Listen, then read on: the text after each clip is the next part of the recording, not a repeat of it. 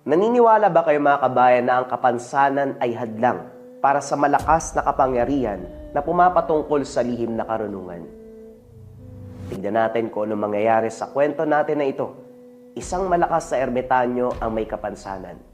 Pero mga kabayan, isang uri ng sumpa ang tumama sa mga karakter sa kwento at tanging malakas na ermitanyo lamang ang kayang magpagaling. Ang kwentong ito ay hango sa totoong buhay. Mula ito sa isa nating kabayan na itago na lamang natin sa pangalang Magno, taong 1970. Antique. JD. Ang kwentong ito ay hango sa totoong buhay. Mula ito sa isa nating kabayan na itago na lamang natin sa pangalang Magno, taong 1970. Antique. Buntong hininga na lamang ang nagawa ni Magno matapos makita ang sunod-sunod na mga bangkay. Sinasabing biktima ang mga ito ng engkanto. Namumutla ang balat. Nangingitim ang mga mata. Walang anumang sugat. At kahit wala ng buhay, patuloy sa pagtulo mula sa bibig ang itim na likido. Matapang ang amoy, pinaghalong imburnal at bulok na laman. Sa ngayon wala pa namang sibilyan. Ang mga biktima ay taong may karunungan. Gayunpaman, nagdulot ng pagkabahala sa manggagamot, albularyo, pati na rin mga antingero. Talagang nakakabahala ang kaganapan. Sino ba naman mag-aakala na ganito ang mangyayari? Kahapon lang nagiinuman tayo. Tapos ngayon, mababalitaan na patay na mga kasama natin. Tulog lahat sila nang umalis tayo, humihinga pa. Sarado mga bintana at pintuan. Nagkalat din ang pangontra. Kaya nakakapagtaka kung paanong nakapuslit ang ganitong kababalagan. Napaisip si Magno. Kaarawan ni Mang Pancho kahapon at dito sa sitio ginanap ang salo-salo. Nagtipon ang lahat. Ang matatandang maestro sa paunguna ni Mang Pancho, mga mag-aaral at si Magno. Lahat ng pagkain at inumin ay dumadaan sa mabusising pagsusuri. Sila-sila lang din ang nagtitimpla ng lambanog at alak. Maging pagkain mula sa sariling kusina para masiguradong ligtas ang lahat sa pagkain. Pero ano nga ba ang nangyari? Kalahati sa populasyon ang nasawi. Mang Pancho, tapos na ang hukay. Handa na ang libingan para sa mga kasama natin. Pero parang may kakaiba sa sementeryo eh. Napukaw ang atensyon sa sinabi ni Glenn. Nagmamadaling pinunta ng lugar. Kagaya ng sinabi, sa partikular na bahagi, may mapapansing nakailerang kabuti. Huwag papalin lang dahil dito ang tipikal na kabuti na mapapakinabangan. Isa itong bitag na mga lamang lupa. Sa oras na makuha ng tao, kahit hindi lutuin, epekto ang kababalaghang dulot. Si Mang Pancho ang humarap, nagsagawa ng orasyon. Maya-maya pa ay dahan-dahang nilamon ng lupa hanggang sa maglaho. Binasbasan na rin ang buong lugar para masiguradong ligtas ang bangkay ng mga yumaong kasama. Inabot ng gabi ang paglibing. Matapos ang huling katawan, nasipat ni Magno ang grupo ng kalalakihan. Mabibilis ang hakbang. Kaso nga lang, mapapansin na tila balasing. Huminto ang mga ito sa unahan. Matapos makahanap ng pwesto, naglabas ng inumin at pulutan. Ang lala talaga ng mga lasinggero ngayon ha. Wala nang paki kung tindahan o tabi ng daan o kakao yan. Basta makahanap ng pwesto, tatagay na. Wika ni Glenn. Ano pa nga ba? Ika nga nila kapag gusto mo may paraan. Huwag mo na silang pansinin, bilisan na natin, lumalalim na ang gabi. Sa sandaling lalakad na sana, biglang lumapit ang kalalakihan para mag-alok. Hindi nakatanggi, dahil aminadong nauuhaw. Lambanog ang inumin kaya hindi nababahala. Hindi rin naman masyadong matapang ang timpla kaya pinatulan ng dalawa. Masayang kausap ang kalalakihan. Kagad nagpakilala ang mga ito. Nagmula sa karatig bayan. Naimbitahan sa lugar para sa isang salo-salo. Kinulang sa tagay kaya naganap ng mabibilhang tindahan. Hindi na nais pang bumalik sa tahanang nag-imbita kaya naghanap na lamang ng pwesto sa tabi-tabi. Habang nag-uusap, isang bagay ang pinaglaanan ng atensyon ni Magno. Nakakatakam ang pulutan na inihain, isang karne na itim ang sabaw. Sobrang lambot ng laman, nakakalina ang amoy, at sa bawat subo tila ba lalo pang nagugutom. Nang makita ng lalaki ang pagkatakam ng binata, dinagdagan pa ito. Hindi makapaniwala dahil may daladalang kaldero. Biro pa ng isa. Tinakas lang doon sa selebrasyon. Ilang oras pa ang lumipas bago natapos ang inuman. Hinatid sila ng mga ito para masiguradong ligtas sa pag-uwi. Kanya-kanya na rin sa pagliis ng daan si Magno at Glenn. Pauwi ng tahanan si Magno, samantalang didiretso sa sityo si Glenn. Sa daan pa lang, napansin ng binata na medyo mainit ang hininga. Naninibago dahil hindi naman siya ganito sa tuwing makakainom ng lambanog. Sa bawat dighay, para bang nasa bibig pa ang pulutan. Umaalingasaw ang amoy. Bukod pa riyan, kapansin-pansin na hindi natunawan. Kung kakapain, animoy buo pa rin ang karne sa loob ng tiyan. Kagad uminom ng mainit na tubig para kahit papano umayos ang pakiramdam. Kaso nga lang, naubos ang isang termos. Ganun pa rin. Hindi makatulog dahil sa sitwasyon. Naubos maging garapon ng kape. Habang tumatagal lalong tumitindi ang kalagayan, naging mabaho ang hininga. Tumindi sa bawat digay. Nanigas ang tiyan gawa ng hindi natunawan. Lumipas ang gabi na ganon ang iniinda ng binata. Pagsapit ng umaga saka lang nakahinga. Pagbalik ng sityo, nagkausap sina Magno at Glenn. Katulad ng binata, ganon din ang naranasan. Hanggang ngayon, hindi maiwasang mapaisip kung ano ang nangyari. Naudlot ang usapan ng mabalitaan ang muling pambibiktima. Dalawang lalaki na walang pagkakakilanlan ang natagpuan. Namumutla ang balat. Nangingitim ang mga mata. Walang anumang sugat at kahit wala ng buhay, patuloy sa pagtulo mula sa bibig ang itim na likido. Napakunot ng noo si Magno. Hindi pamilyar ang amoy sa bibig. Ito rin ang samyo ng pulutang inihain kagabi. Tinawag si Glenn. Kinumpirma ito ng binata. Magno, parang iba ang kutob ko ah. Hindi kaya pakanato ng kalalakihan na nakainuman nating kagabi? Isipin mo ah, yung amoy ng pulutan, kaamoy ng bibig ng biktima. Naranasan mo rin ang paghihirap dulot ng pag-inom nating kagabi. Kung magkarugtong ang mga kaganapan, nakasalamuhan na natin ang mga kalaban. Kailangan nating sabihin kay Mang Pancho at iba pang maestro. Naaalala naman natin ang itsura nila, kaya sa oras na makita natin muli, wala na silang kawala. Teka sandali, huwag tayong padalos-dalos. Kilala mo mga maestro, hindi sila tatanggap ng impormasyon na hindi sigurado. May naisip ako. Alamin muna natin bago natin sabihin. Sumang-ayon si Magno sa naisip ng kaibigan. Pumasok muna sila sa sityo para tumulong sa mga gawain. Pagsapit ng takip silim, bumalik ng sementeryo para mag-abang. Ilang oras ang dumaan. Lumalim na rin ang gabi. Hindi may kakailata sa paglipas sa mga minuto. May mapapansin sa paligid. Walang tao. Walang anino pero may mga yabag. Minsan naglalakad, minsan tumatakbo. Humihina, lumalakas ang tunog. At hindi lang yun.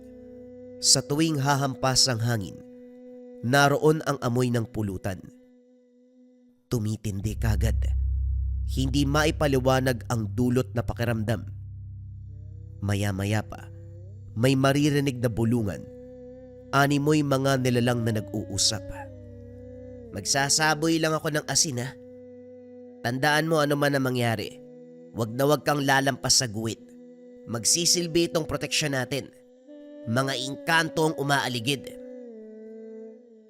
Sinimulan ni Glenn ang pagsaboy. Nanatili sa loob ng guhit ang dalawa. Maya-maya pa nagsimulang manggulo ang mga ito. Laking gulat nila. May presensya sa bandang likuran. Minsan pa'y manghihila ng buhok. May kung anong nanunusok sa tagiliran. At ang malala pa, lumipad sa kanilang direksyon ang katawan ng kahoy. Sa puntong ito, nakalabas ng guhit at dito umatake ang hindi nakikitang kalaban.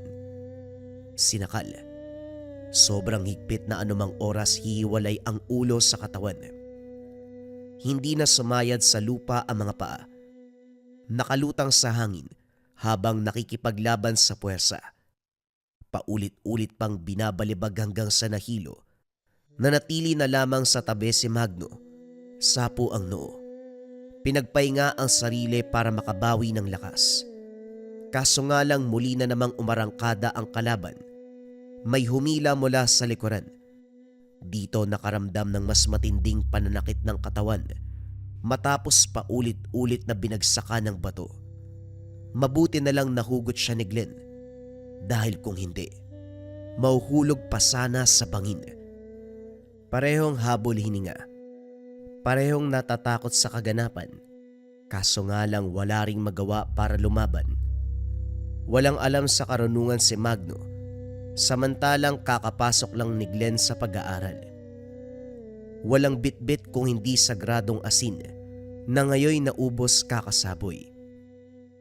Maya-maya pa, inakay ang isa't isa para makalayo sa lugar. Pagdating sa unahan, isang bata ang humarang. Masama ang titig nito pero hindi makikitaan ang panganib. Sa kalaban nakatuon ang pansin. Nakaagad sinalubong ng atake. Tulalang nakatitig ang dalawa sa galaw ng bata. Animoy may ikatlong mata para masilayan ang hindi nakikitang mga nilalang. Hindi lang yun. Bawat sugod tinatamaan ng kalaban. Hindi lang pisikal na lakas ang ibinida. Sinabayan din ang pag-uusal ng mga salita. Hindi naglaon. Isa-isang nawala ang mga nilalang. Hindi kayo magtatagal sa lagay na yan. Ngayon pa lang magpasuri na kayo sa may karunungan. Ang sabihin nyo, nakakain kayo ng tamarok. Kapag binanggit nyo ang tungkol dito, alam na kagad na manggagamot ang gagawin. Ipapayo ko lang, huwag nyo nang patagalin pa. Nagulantang sina Magno at Glenn sa narinig. Boses ng matanda ang kausap. Gayong sa paningin nila, isa lamang itong paslit.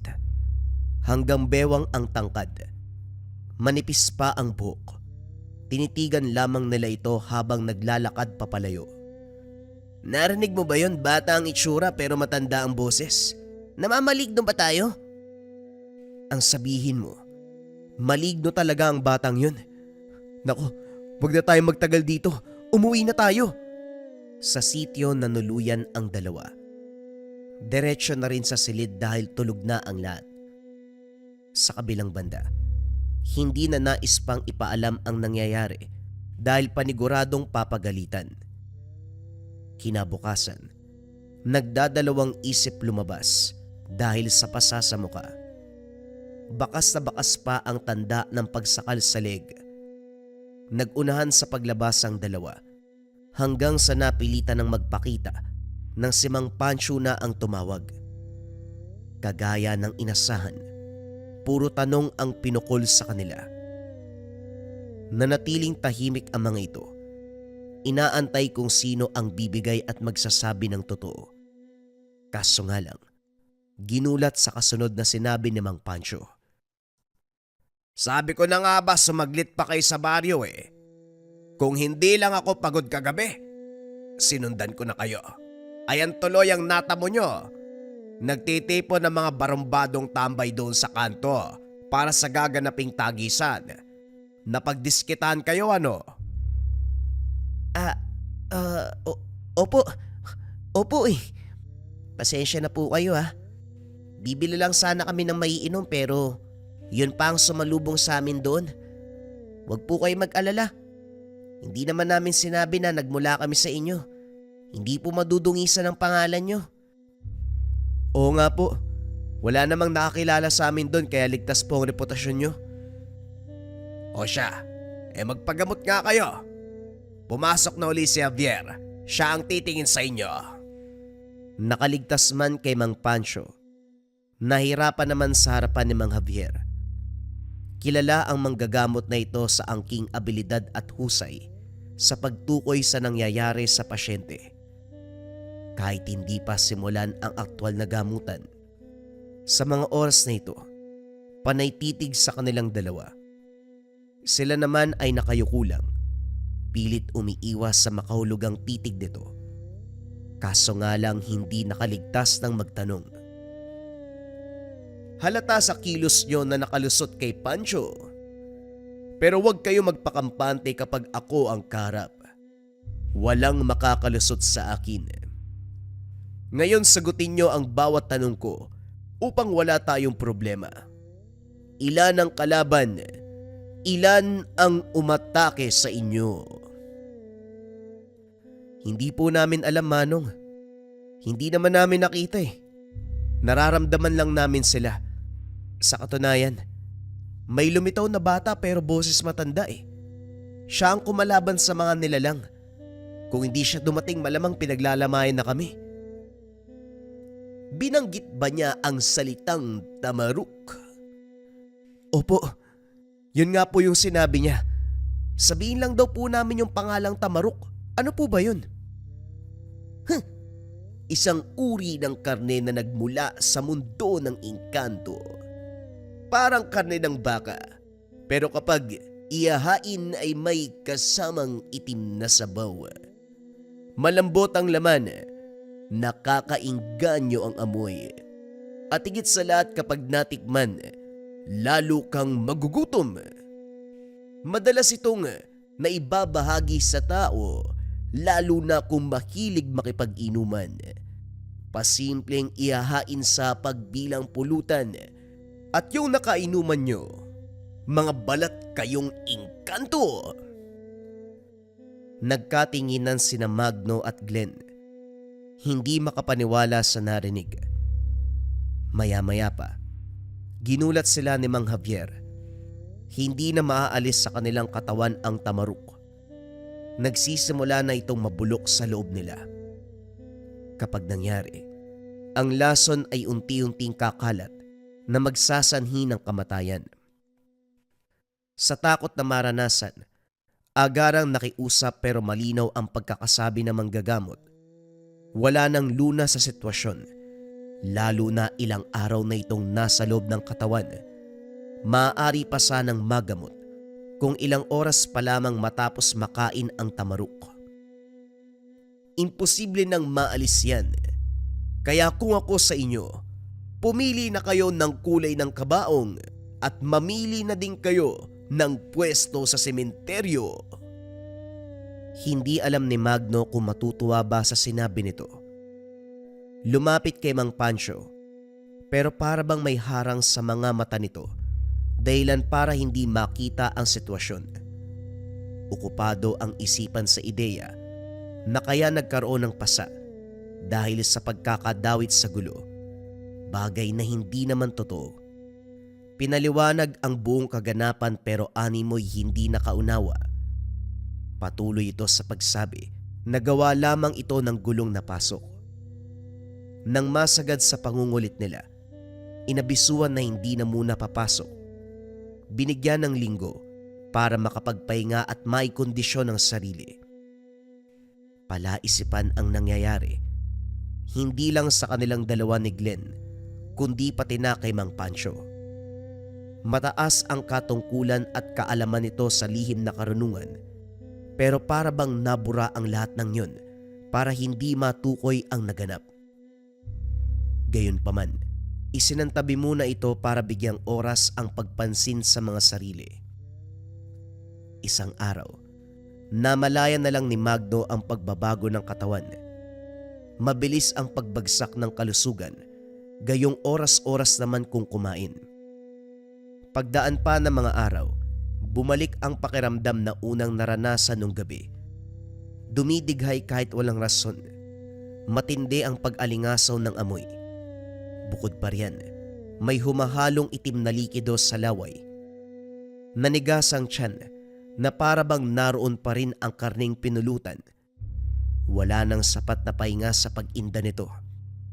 Maging si Glenn, dumayo sa kanila para malaman kung ito rin ba ang nangyayari sa kaibigan. Nang mapagtanto na pareho ng kalagayan, sabay na nag-isip ng paraan. Hindi pwedeng lapitan si Mang Pancho dahil hindi rin naman sila mauunawaan. Malino rin kay Mang Javier na imbis na makatulong, hikayatin lang sila na tanggapin ang mangyayari. Kung ibang maestro naman, hindi sigurado dahil pareho pang baguhan. Walang kasundo sa mga ito. Nang makatsyempo, tinawag ang kasamahan na napadaan. Nagpatulong hanggang sa magmungkahi. Subukan niyo si Mang Bano. Mahusay siya pagdating sa mga engkanto. Naranasan ko na dati ang kalupitan ng elementong yan. Siya ang tinakbuhan namin eh. Sa kabutiang palad na iligtas ako. Kung di ako nagkakamali, minsan niya nang binanggit ang tungkol sa tamaruk. Ipapayo ko lang na huwag kayong pumunta kapag lasing siya. Nag-iiba yung ugali ng albularyo kapag nakainom eh. Sakto, pwede kayong bumisita sa kanya ngayon. Nakasalubong ko siya kanina eh. Nasa kondisyon pa para makausap. Bilis-bilisan nyo lang din ha. May bit-bit yung alak eh. Matapos ituro ni Ronald ang daan, nagmamadali si Magno at Glenn sa paglakad. Iba yung pag-iingat dahil sa kalagitnaan ng bundok at gubat dumaan. Kapag nagkamali ka ng hakbang, siguradong pupulutin ka sa ibaba. Inabutan ng gabi. Bumuhay sa takot ng mga binata. Hindi mawaglit sa isipan ang sinapit nung sandaling sinugod ng mga elemento. Kumaripas ng takbo matapos marinig ang kaluskos. Lalo pang napabilis nang mapansin na may nakasunod. Pagdating sa unahan, hindi inasahan na nasa harapan na ng tahanan. Walang pagdadalawang isip na kumatok. Matagal bago nagbukas. Maririnig ang sunod-sunod na tanong ng matanda mula sa loob. Naninigurado na wala silang masamang balak. Matapos makumpirma, doon sila pinagbuksan. Kamot ulong nakatitig si Magno. Hindi mawari kung matatawa ba sa nangyayari. Hindi matanda ang kaharap kung hindi isang bata. Butot balat. Malaki ang tiyan. Kalbo. Malalaki ang mga mata. Tipikal na itsura ng tao na may karamdaman. Naglalaro sa edad na 10 ang naisip ni Magno, kaya nasabing isa itong bata. Maya-maya pa, nilinaw nito na hindi siya katulad ng naiisip dahil ang totoo, 50 taon na sa kasalukuyan. Meron akong karamdaman kaya ganito ang itsura ko. Gayunpaman, mabuti nakarating kayo sa tahanan ko. Marami nang sumubok at karamihan sa mga ito hindi nakaabot. Delikado ang daan. Nagkalat dyan ang tahanan ng iba't ibang engkanto. Kayo, anong sadya nyo? Pasensya na po pala sa naisip ko sa inyo. Naguguluhan lang po kasi kami. Marami nang nangyari sa amin eh. Didiretsuhin ko na po kayo. Gusto po naming magpatulong. May ideya po ba kayo sa tamaruk? Tugon ni Magno. Napatahimik ang matanda. Mahabang katahimikan ang namayani. Maya-maya pa, Binuhos ang laman ng tapayan sabay sambit na mga salita. Dali-dali rin silang pinapasok na para bang may paparating na panganib. May mga hindi maipaliwanag na kilos ang matanda. Katulad na lamang ng pagkumpas sa mga kamay, biglang pagsaksak sa hangin, at ang malala pa, sisigaw ng malakas. Hindi maunawaan kung anong lengguwahe ang gamit. Pagkatapos ito, saka lang sila naasikaso. Pinaliwanag ni Magno ang naganap. Mula sa sandaling kainuman ang mga kalalakian hanggang sa naranasan ang epekto ng kinaing pulutan. Habang nagsasalaysay, naghanda na magamit si Mang Bano. Mga halamang gamot, ugat, mga bote ng langis, lubid, at mga patalim. Binasbasan lahat ng mga ito bago bumaling sa kanila. Kagad namang nagtanong si Glenn tungkol sa lubid at patalim. Sa puntong ito, mahalagang merong kayong pantali at pangsugat. Ganong kaseryoso ang sitwasyon yung dalawa. Hugutin natin mula sa kaloob-looban nyo ang tamarok. Kung kinakailangan buksan ng tiyan, gagawin natin. Kagad lumayo ang dalawa ng pasimpleng itarak ng matanda ang patalim sa mesa. Tinawanan nito ang reaksyon nila. Ibinaba ang patalim at pinaliwanag ang gagawin. Kaso nga lang, imbis kumalma sina Magno at Glenn, lalo lang natakot. Sino ba naman ang hindi? Kung literal na huhugutin mula sa lalamunan ang tamarok, itatali pa para hindi makapalag kung sakaling masasaktan. Nagbulungan ang dalawa. Nang magkasundo, nagpaalam pero sinarang mabuti ni Mang Bano ang pintuan dahilan para hindi sila makalabas. May batas ako sa tahanan. Kung sino man ang papasok na hihingi ng tulong, mananatili hanggat hindi pa tapos ang problema. Sa madaling salita, dito lang kayo. Makakaasa naman na magagamo. Natigilan ang lahat nang masok bigla si Glenn.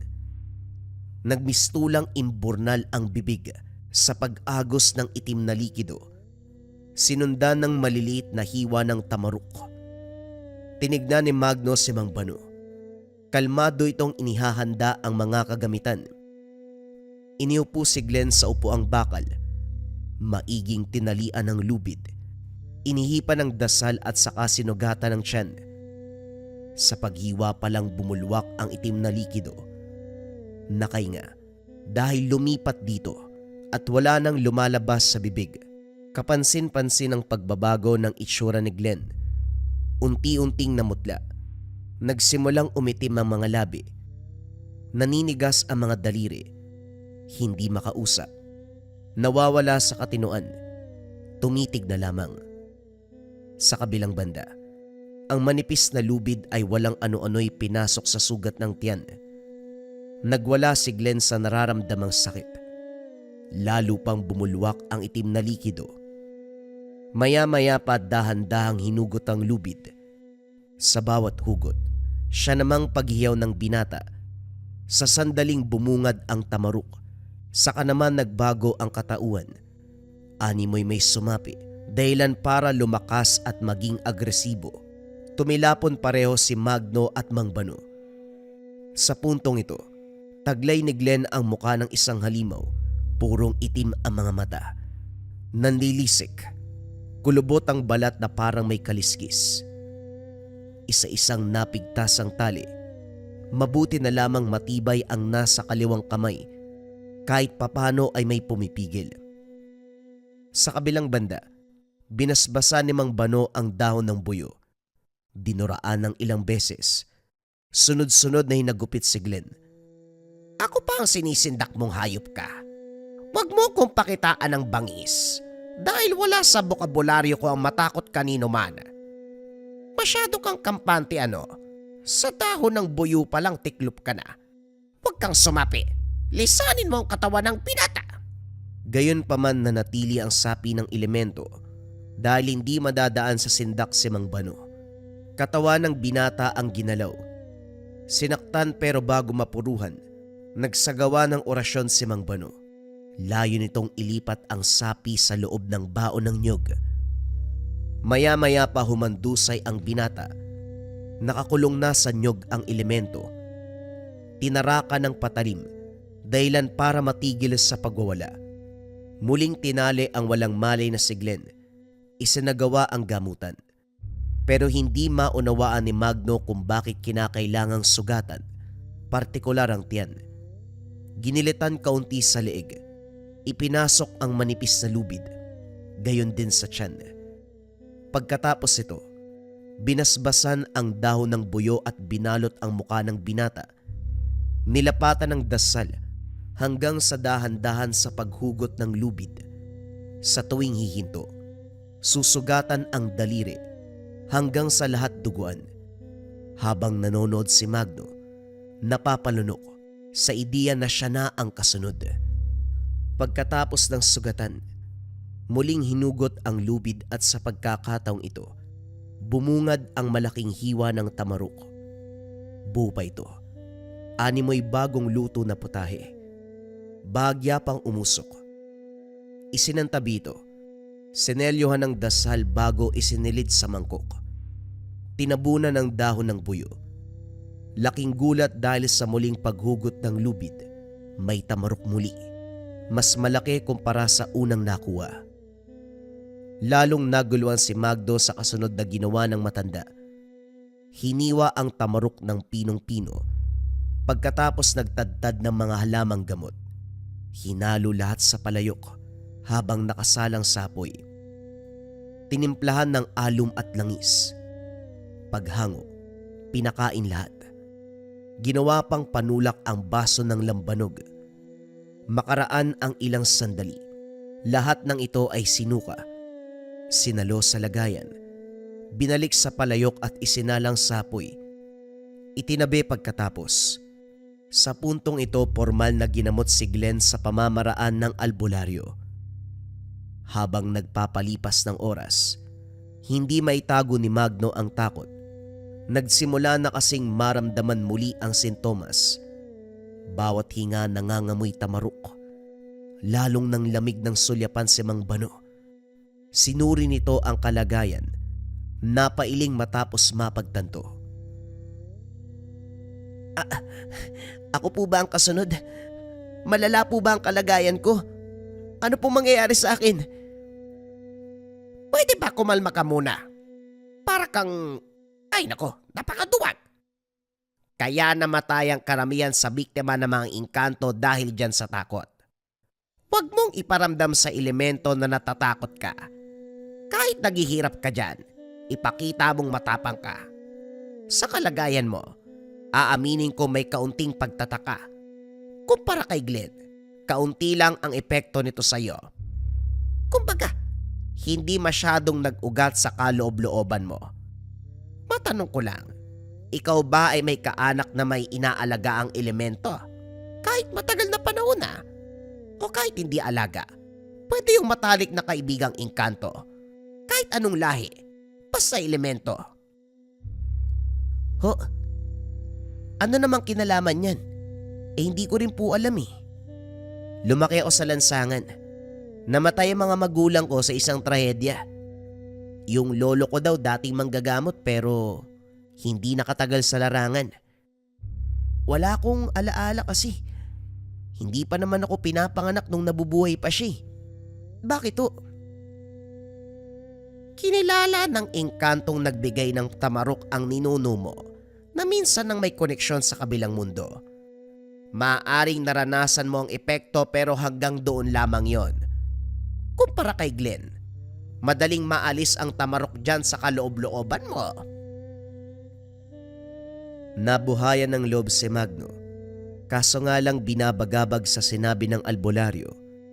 Hindi maiwasang mapaisip tungkol sa ninuno. Ang naabutan lang kasi ay kwento.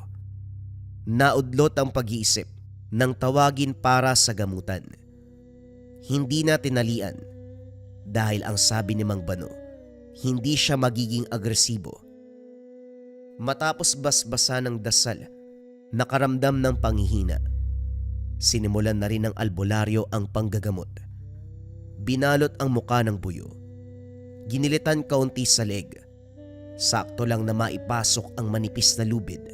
Sinugatan naman siya sa tiyan at doon pinasok ang kabilang dulo. Naramdaman ng binata ang dahan-dahang paggalaw ng lubid sa pagitan ng laman, maging ang pagkapit nito sa matigas na tamarok. Hindi kayang pigilan ang dulot na sakit. Maya-maya pa bumulwak ang itim na likido. Sa kabutihang palad dire-diretso ang paghugot hanggang sa nailabas ang tamarok. Makikita sa karne na para bang kinain, may bakas ng kagat sa magkabilang gilid. Binalot ito ng dahon at saka isinalang sa kumukulong tubig. Sa ideyang ito, naglalaro sa isip ng binata na ipapakain sa oras na hanguin. Dito pa lang, bumabaliktad na ang sikmura. Matapos hugutin ang natirang lubid mula sa katawan, sinimulan ang pagtahi ng mga sugat. Pinagpahinga si Magno habang inaantay na umepekto ang gamot. Maya-maya pa, nagulantang sa biglaang pagliyad ni Glenn. Pikit ang mga mata nito, pero ganon kaagresibo ang kilos. Nag-iba ang kinalalagyang papag. Dahang-dahang nakalas ang taling lubid. Lumilikha na rin ng ingay na animoy asong baliw. Saka lang natahimik nang dumaan si Mang Bano. Kahit laway nito ay may karga ng dasal. Umayos si Glenn, pero makikita sa kilos ang kagustuang makawala. Hindi pinayagan ni Mang Bano. Nilapatan ng dasal ang dahon ng buyo, sabay tapal sa mukha ng binata. Sa pamamagitan nito, nawalan ng malay, tinali ang dahon para mapigilan ang muling pagmulat. Maswerte ka dahil hindi ka nagaya sa kaibigan mo. Mamaya pwede na kitang pawiin. Ako na ang bahalang humarap sa elemento para sa panapos na ritual. Itong kaibigan mo dito muna. Marami pa akong gagawin para tuluyang umalis ang kapit ng tamarok. Pinakiramdaman ni Magno ang sarili. Ang tinahing sugat na lang ang sumasakit. Nang abisuan ni Mang Bano, hindi umalis ang binata. Piniling manatili para samahan si Glenn. Habang napasa ilalim sa ritual ng kaibigan, sumama sa albularyo para isagawa ang panapos na hakbang. Ang tamarok. Dinikdik ng pinong-pino. Matapos basbasa ng dasal, inilibing sa lupa. Sa bawat usal ng orasyon, isa-isang tinarak ang patalim. Maya-maya pa, gumuho ang itim na likido mula mismo sa kailaliman ng lupa. Sa napapansin ng binata, bumigat ang pakiramdam ng paligid. Sa pagbuhos ng lambanog ng albularyo, lumitaw ang mga nakainuman nilang lalaki. Sa puntong ito, hindi malinaw ang mga muka. Umaaligid. Nais lumapit pero hindi magawang lagpasan ng harang. Sa pagpapatuloy ng ritual, sa pagsaboy ng pangontra, isa-isa ding naglaho. Hinukay ni Mang Bano ang tamarok. Naghiwa ng maliit na peraso sabay abot sa kanya. Nanlaki mga matang nakatitig sa albularyo. Kainin mo na para matapos na ang sopa. Pikit matang kinain ni Magno ang tamarok. Sa pagkakataong ito nag-iba ang lasa. Sobrang pait. Nangangamoy kalawang at matigas.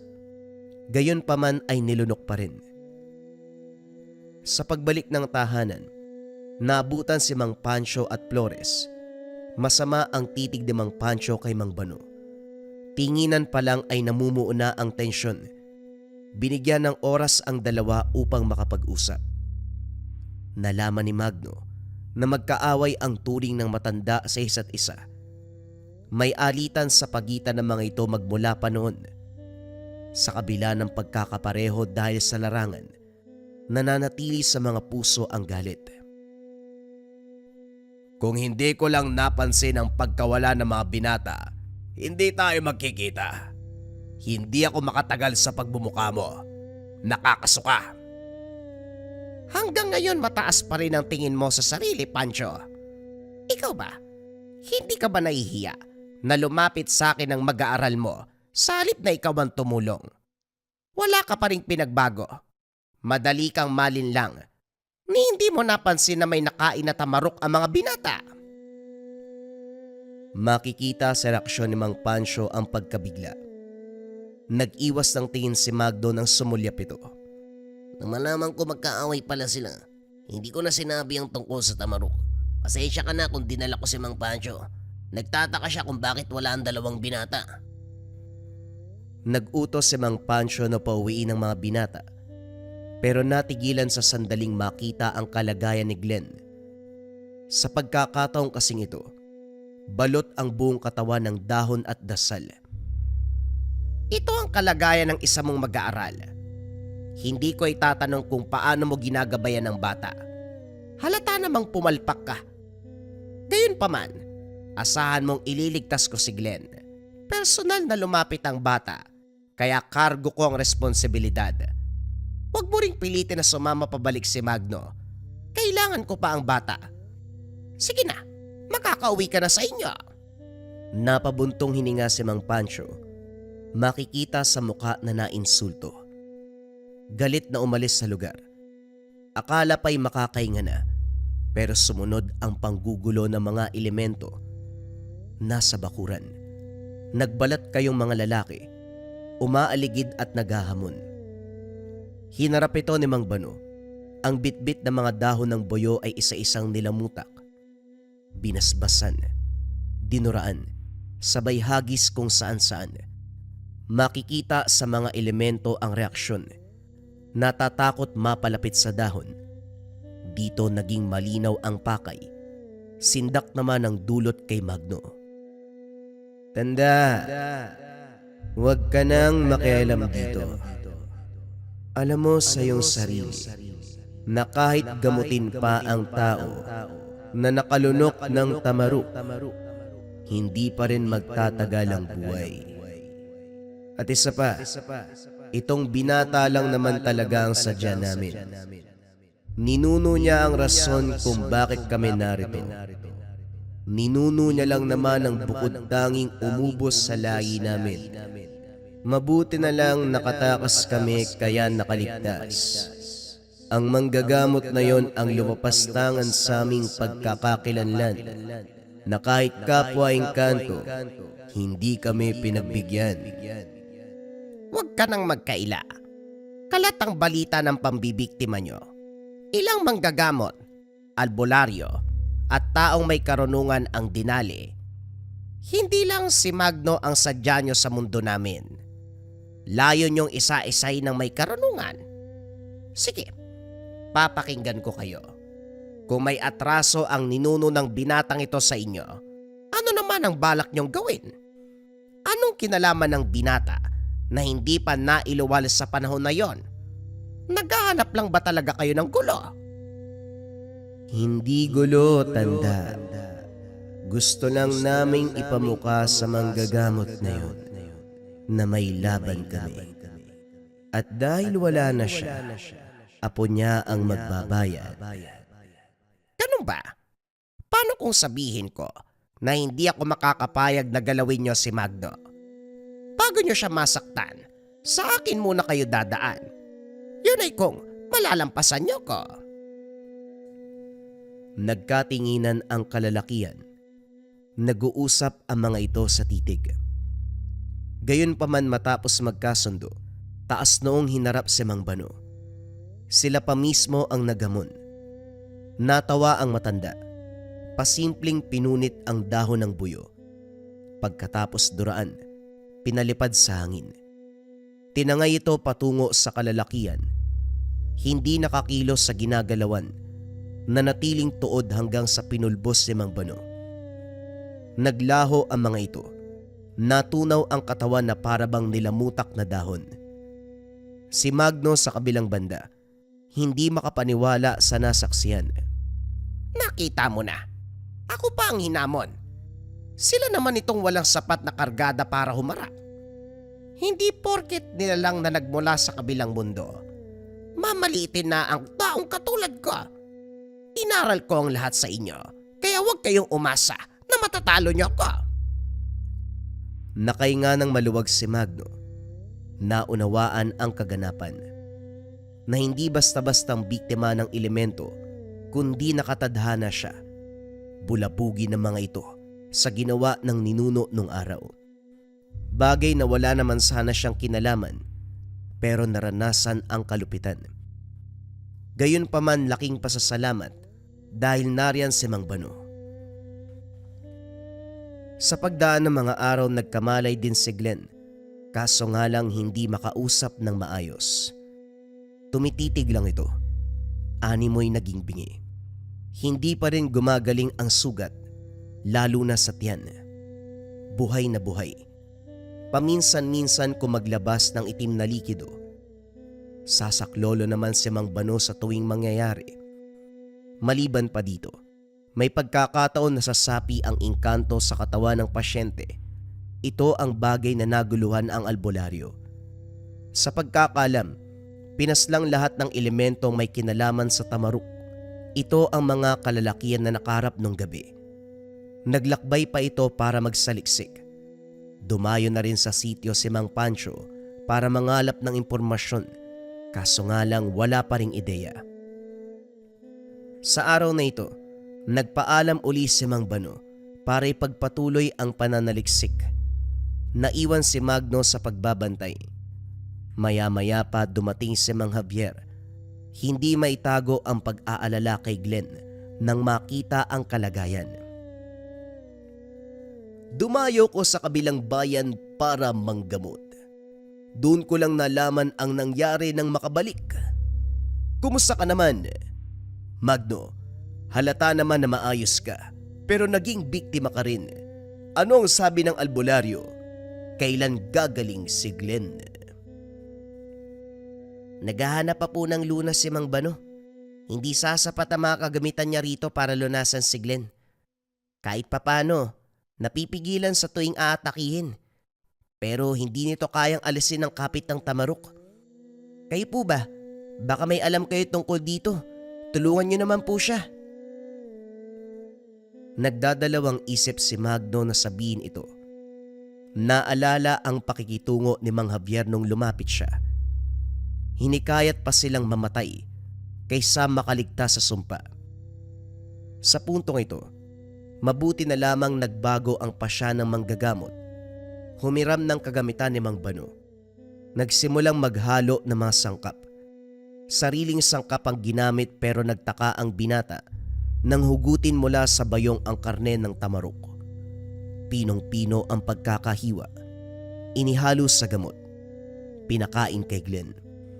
Gusto sanang pumalag ni Magno pero naalala ang huling ginawa ni Mang Bano para putulin ang sumpa sa kanya. Naisip din na baka isa ito sa pamamaraan. Kaso nga lang, nang masilayan ang kakaibang ngiti sa mukha ni Mang Javier, naalerto ang binata. Lumantad ang tunay na katauhan ng matanda. Kay tagal kong nag-intay para makilala ka, apo ni Arnulfo. Hindi ko makakalimutan ang ginawa ng lolo mo sa angka namin. Siya rin ang dahilan kung bakit ko piniling umanib sa poder ni Pancho dahil alam kong naroon ka. Inantay ko lang na tumuntong ka sa tamang edad. Natuwa pa nga ako dahil utusan ka lang. Hindi ka nag-aral ng karunungan. Naisip ko na madali kang ligpitin dahil wala kang alam. Kaso lumapit ka naman kay Bano. Pinaslang din ng matandang yon ang natitira kong kalahi. Naging malinaw sa binata ang sinabi ni Mang Javier noong sinuri sila nito. Hindi lang pala sila hinikayat para mamatay. Personal na galit ang nag-udyok. Sa pagkakaunawa ni Magno, nadamay si Glenn sa sitwasyon. Wala nang oras para sisihin ang sarili dahil nasa harapan ng tunay na hamon. Naging alerto nang umusal si Mang Javier.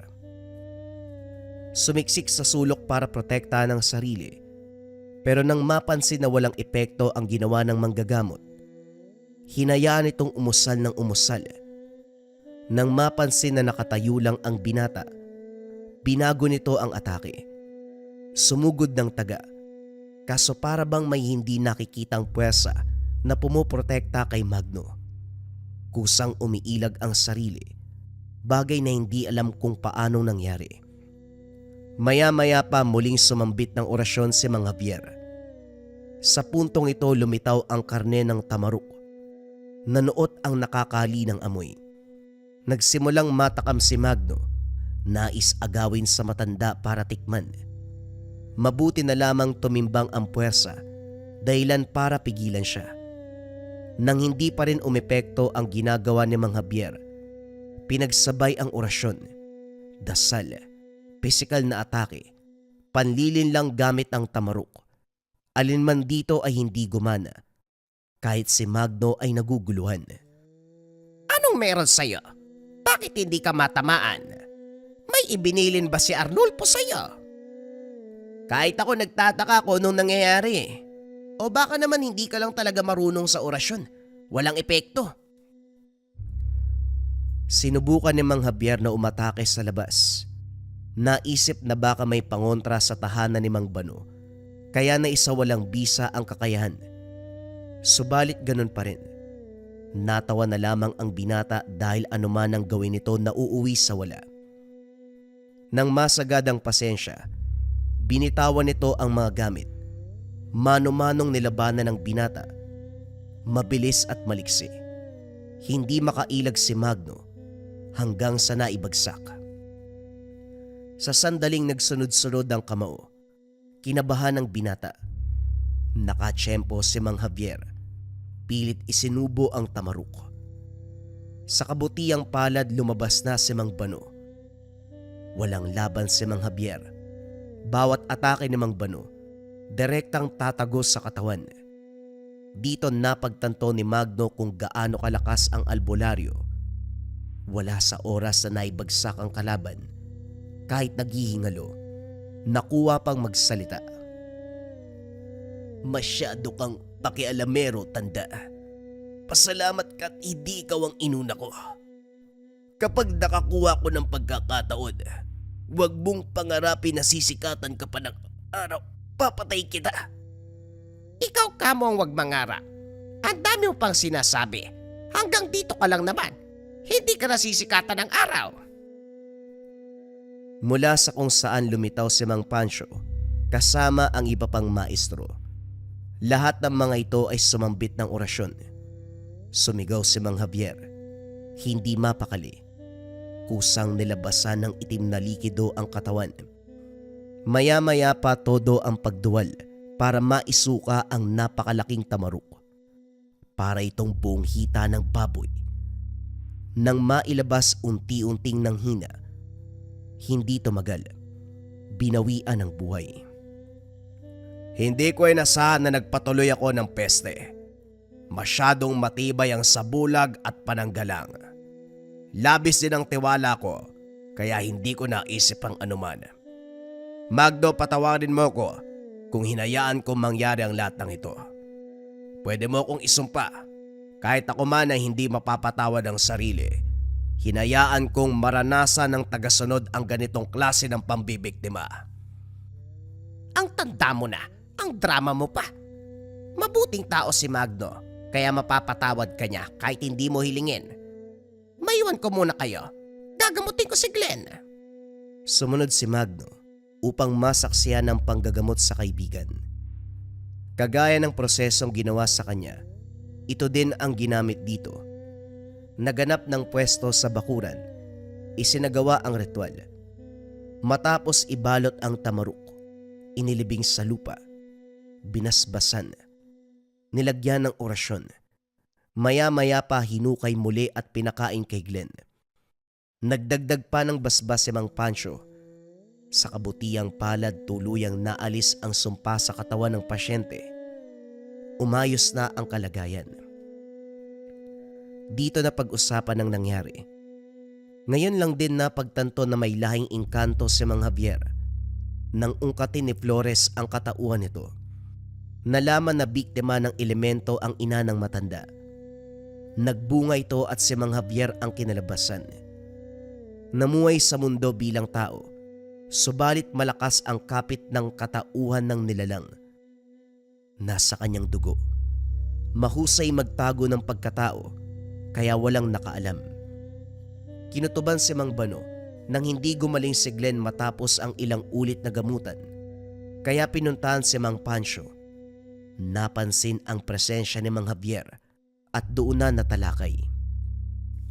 Pagkatapos ng pangyayari, bumalik sa sityo si Magno at Glenn para magpatuloy sa paninilbihan. Si Glenn bilang manggagamot, samantalang si Magno bilang tagasilbi. Sa kabila ng karanasan, hindi pa rin nagbago ang pasya ng binata. Ayaw niyang may matutunan sa karunungan sa takot na pagdiskita ng mga kalaban. May karunungan man o wala, lalapitan pa rin ng panganib.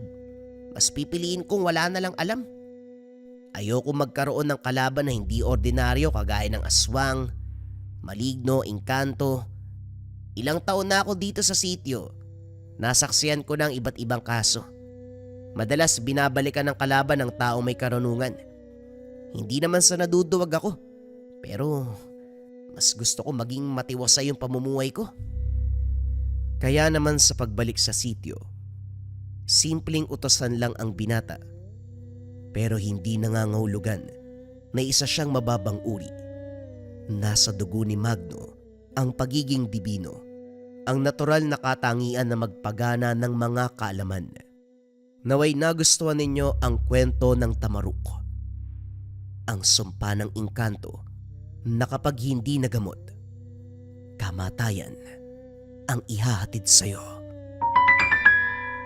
Kumusta mga kabayan? Magbabasa tayo ng patotoo patungkol sa marakuyo bracelets natin. Ayan na yung mga bagong version natin, yung white sa lava, pero nandito pa rin yung OG version na glossy black and brown mga kabayan. Dako tayo sa ating first patotoo. Baka 5 lang yung basahin ko kabayan, sobrang dami na kasi nito. Sabi ng kabayan natin, dumating na po yung marakuyo bracelet ko po. Grabe po yung kabog ng dibdib ko habang ino-open ko, tas nang nahawakan ko na sobrang saya ko po. Tapos suot ko po siya nang matulog ako, ang sarap ng tulog ko. Umaga ako nagising. Totoo po ang lahat ng sinabi nyo. Pakita natin yung comment. Andyan yan kabayan. Sabi ni kabayang Miss Carter. Basa pa tayo ng isa kabayan. Okay, etong next comment natin kabayan ay mula kay Yvonne Octoso.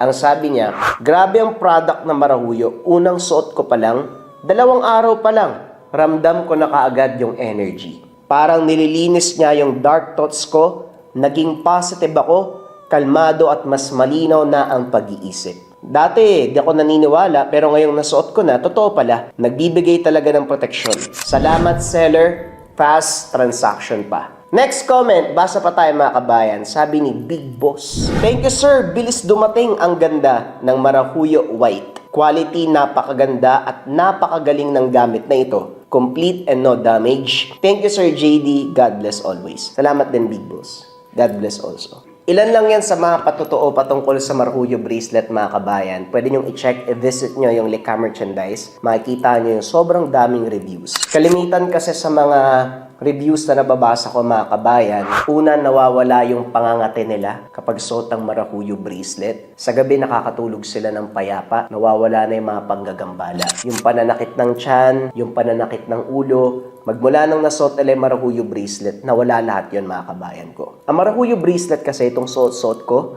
ay depende sa espiritual. Kontrakulam, barang, tigalpo, palipad hangin, usog, o kahit anong masamang uri ng sumpa. Nandito rin yung tinatawag nating rebuelta mga kabayan ko. Kung ano man yung sumpa na ibinigay sa inyo, ibinabalik dun sa taong nagbigay. Kung interesado ka, pili ka ng version na gusto mo mga kabayan, pare-pareho yan ng bisa. Visit nyo lang ang shop ng Lika Merchandise. Mag-ingat sa mga scammers.